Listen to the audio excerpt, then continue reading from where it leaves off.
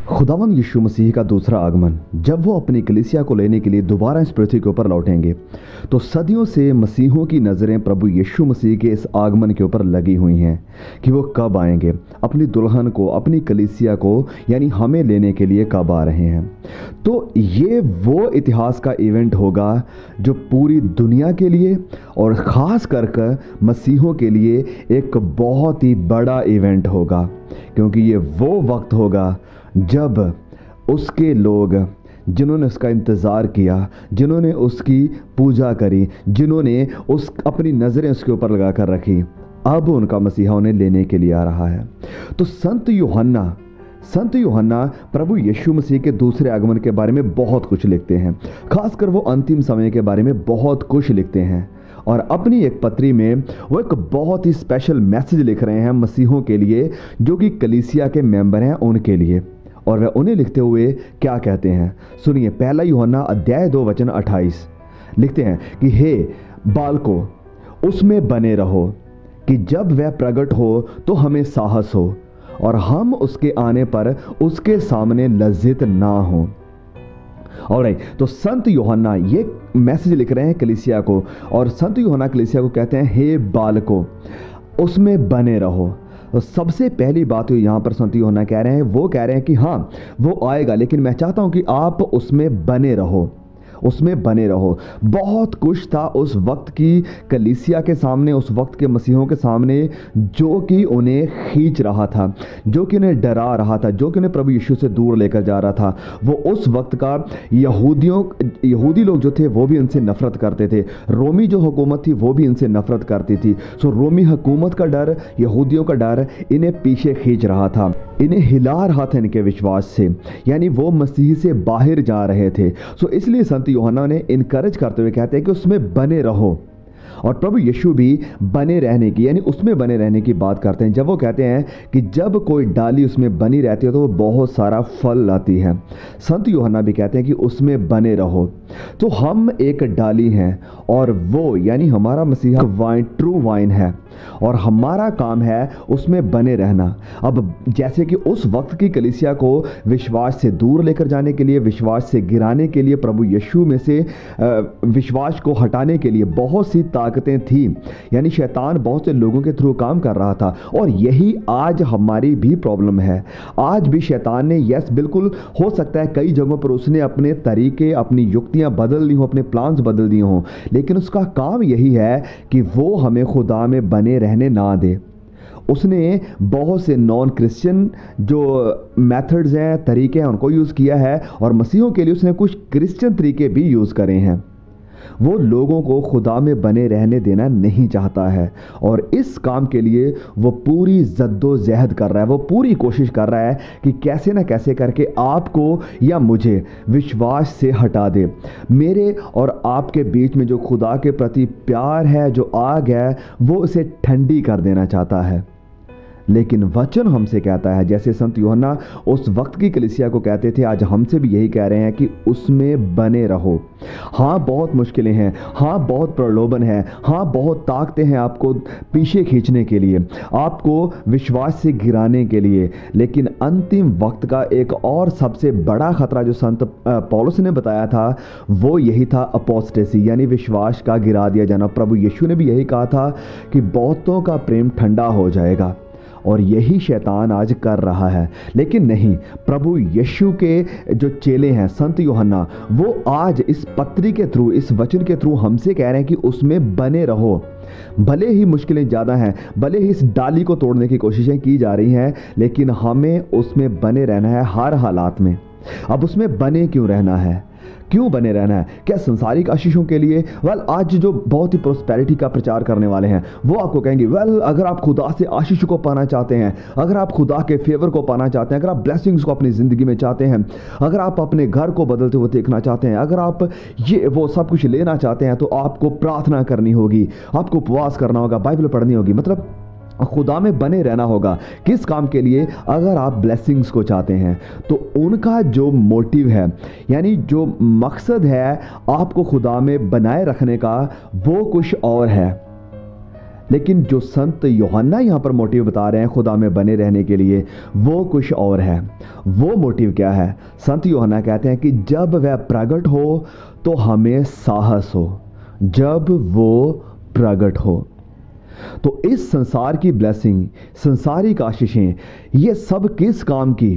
कि अगर हम जब प्रभु यीशु मसीह आए तो उसके सामने खड़े ही ना रह सकें, अगर हमें उसका इंतज़ार ही नहीं है, अगर हम दुआ कर रहे हैं, प्रार्थनाएं कर रहे हैं, उपवास कर रहे हैं किसी और ही मकसद के लिए कि हमें आशीषें मिल जाए, वो सारी चीज़ें मिल जाएं, प्रॉस्पेरिटी मिल जाए, पैसा मिल जाए, तो हमारा जो असल फोकस है, जो टारगेट है, जो मकसद है, उससे हम बहुत ही ज़्यादा दूर जा चुके हैं। और शैतान ने यह काम बाखूबी किया है, कर रहा है।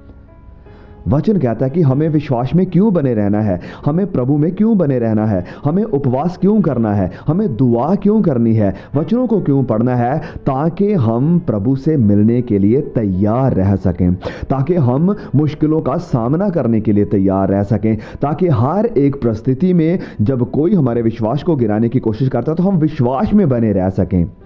इस चीज़ के लिए हमें खुदा में बने रहना है। वचन कहता है कि जब वह प्रकट हो, तो क्यों हमें खुदा में बने रहना है? ताकि हम प्रभु यीशु से मिल सकें जब वह प्रकट हो। फिर आगे वे लिखते हैं, तो हमें साहस हो और हम उसके आने पर उसके सामने लज्जित ना हो। तो दो चीज़ें यहाँ पर संत यूहन्ना बता रहे हैं, एक है हमें साहस होना, दूसरा है लज्जित होना। ऑलराइट, तो सुनिए इस बात को बहुत ही ध्यान से। जब खुदावंद यीशु मसीह दुनिया पर लौटेंगे, जब वो अपने दूतों को भेजेंगे अपनी कलीसिया को इकट्ठा करने के लिए, लेने के लिए, तो उस वक्त वहाँ पर दो तरह के लोग होंगे। एक वो लोग होंगे जिन्हें साहस होगा यानी कॉन्फिडेंस होगा, और दूसरे वो लोग होंगे जो उसको आता देखकर लज्जित होंगे यानी अशेम्ड होंगे। वो अपने आप के ऊपर रोएंगे, अपने आप को देखेंगे कि हमने तो गलती कर दी, हमने तो बहुत ही बड़ी चूक कर दी, हम ये कैसे कर गए। सब कुछ हमारे सामने था, वचन हमें बताए जा रहे थे, वार्निंग्स हमें दी जा रही थी, प्रचार हमारे सामने हो रहा था, बहुत कुछ था हमारे सामने इस बात को जो बता रहा था कि प्रभु यीशु दोबारा आएंगे। तैयार हो जाओ, प्रिपेयर कर लो, दुनिया की चिंताएं छोड़कर अपना ध्यान, फोकस प्रभु यीशु के ऊपर लगाओ। हाँ, वो आपकी ज़रूरतों को पूरा करेगा, लेकिन हमने इन सब चीज़ों को छोड़ दिया और हम सिर्फ दुनिया के पीछे भाग गए। हमने उसकी परवाह नहीं की। हमारे माँ बाप की वजह से हमने प्रभु यीशु की परवाह नहीं की, हमारे बच्चों की वजह से हमने प्रभु यीशु की परवाह नहीं की, हमारे संसारिक चिंताओं की वजह से हमने अपने आप को उसके लिए तैयार नहीं किया। बहुत सी चीज़ें होंगी जो उस वक्त इस ग्रुप को लज्जित करेंगी, लेकिन दूसरी तरफ वहीं वो लोग होंगे जिन्हें कॉन्फिडेंस होगा। ये कौन लोग होंगे? ये वो लोग होंगे जो उसका इंतज़ार कर रहे हैं, जो मुश्किलों में भी, हर हालात में, हर सिचुएशन में प्रभु यीशु का इंतज़ार में है। वो उसके इंतज़ार में है कि हमारा खुदा हमें लेने के लिए कब आएगा, हमारा प्रभु हमें लेने के लिए कब आएगा। एक दुल्हन जैसे अपने दूल्हे को वेट करती है, उसी तरह से प्रभु यीशु की जो सच्ची दुल्हन है, जो उसकी दुल्हन है, मैं कह रहा हूँ, वो आज भी उसका इंतज़ार कर रही है, वो आज भी उसकी वेटिंग में है, वो आज भी तैयार है, वो आज भी तैयार है। वो अंतिम दिनों का वेट नहीं कर रही है कि हाँ देखा जाएगा जब प्रभु यीशु आएंगे तो हम तैयारी कर लेंगे। नहीं, वो अब भी तैयार है, वो हर पल तैयार है, वो हर वक्त तैयार है। सोच के देखिए उस दुल्हन के बारे में जो कहे कि हाँ जब तक मेरा दुल्हा मुझे लेने के लिए नहीं आता है, जब तक मेरा दुल्हा वापस नहीं आता है, तब तक मैं जो करना चाहूँ कर लूँ, मैं दूसरे लड़कों के साथ, दूसरे आदमियों के साथ जो भी करना चाहूँ, घूमना चाहूँ घूम सकती हूँ, करना चाहूँ जो कर सकती हूँ। तो वो सच्ची दुल्हन नहीं है। सच्ची दुल्हन वो है जो भले ही उसका दुल्हा दूर है, वो 1 साल बाद आएगा, भले वो 5 साल बाद आएगा, लेकिन वो उसके प्रति वफादार है, वो उसके साथ है। वो अपनी ज़िंदगी को पवित्र इसलिए नहीं रखती है कि उसके आने के वक्त में उसे वो पकड़ ना ले, कहीं वो उसे गलत लोगों के साथ पकड़ना, वो उसके प्रति इसलिए वफादार है क्योंकि वो उससे प्यार करती है। उसने अपने आप को उसके लिए रखा है, अपने दुल्हे के लिए रखा है। इसी तरह से ये भी चीज़ हमारे लिए भी है, हम विश्वासियों के लिए भी है। तो हम भी जो विश्वासी हैं, हम गुनाह से नफरत इसलिए नहीं करेंगे, हम पाप से दूर इसलिए नहीं रहेंगे कि कहीं हमारा दुल्हा जब हम पाप कर रहे हो तो हमें पकड़ ना ले। नहीं, अगर आप ऐसे हैं, अगर मैं ऐसा हूं, तो हम ऑलरेडी एक व्यभिचार की, एक हम कह सकते हैं प्रोस्टिट्यूट की जिंदगी जी रहे हैं। सच्ची दुल्हन है वो है जो हर पल उसके इंतजार में है कि भले ही वो चाहे 10 साल गाए, चाहे 5 साल गाए, लेकिन मैं उसके प्रति वफादार हूं और मुझे ये वफादारी निभानी है। मुझे अपने आप को हर पल हर वक्त पवित्र रखना है क्योंकि मैं अब उसकी हूं। आई बिलोंग टू क्राइस्ट, मैं उसकी दुल्हन हूं। तो ये दो कैटेगरी के लोग होंगे, एक जो होंगे साहस के साथ खड़े होंगे उसके सामने, दूसरे वो होंगे जो उसको देखकर लज्जित हो जाएंगे। और लज्जित कौन होंगे? जिन्होंने अपने आप को तैयार नहीं किया है। और कॉन्फिडेंस के साथ, साहस के साथ कौन खड़े होंगे? जो उसके लिए तैयार हैं। भले ही उनका दुल्हा आज ही आ जाए, वो उससे मिलने के लिए, उसके साथ उठाए जाने के लिए तैयार हैं। अब मैं आपसे पूछना चाहता हूं, सबसे पहली बात जो संत यूहन्ना कहते हैं कि क्या आप उसमें बने हुए हैं? क्या आप प्रभु यीशु के आगमन के लिए तैयार हैं? तीसरी बात है, क्या आपको उसके सामने कॉन्फिडेंस होगा जब प्रभु यीशु आएंगे कि यस, हमारा दुल्हा आ गया, जिसका हमें इंतजार था, जो सदियों से जिसका हम इंतजार कर रहे थे, वो फाइनली हमें लेने के लिए आ गया है।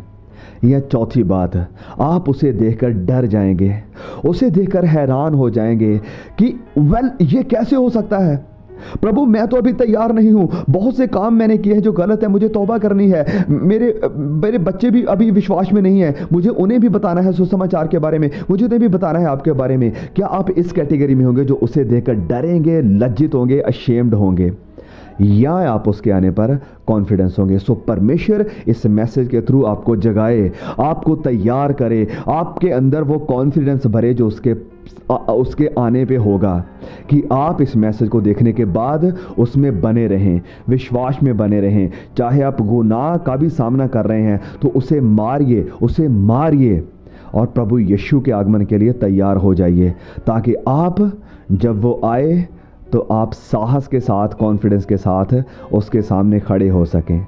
तो प्रभु यीशु आपको इस मैसेज के थ्रू बहुत ही ब्लेसिंग दे। प्लीज़ मैसेज को शेयर जरूर कीजिए। जल्द मिलेंगे एक और नए वीडियो के साथ, तब तक के लिए खुदा मुझे, आपको, हम सबको संभाल के रखे। आमीन।